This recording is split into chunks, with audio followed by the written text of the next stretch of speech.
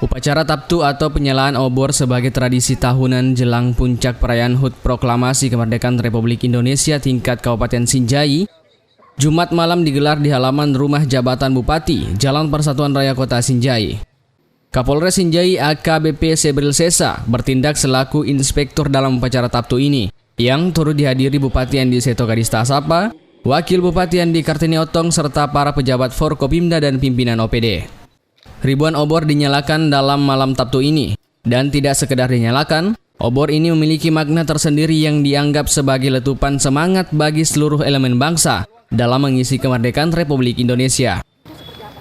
Makna obor ini adalah semacam semangat yang menggebu-gebu, semangat yang menyala.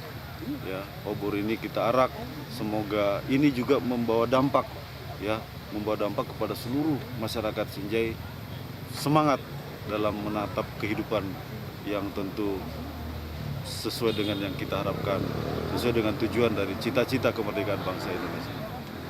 Setelah dinyalakan, obor-obor yang dibawa oleh para pegawai dari berbagai instansi perangkat daerah ini diarak keliling kota Sinjai dengan berjalan kaki, yang kemudian finish kembali di rumah jabatan Bupati.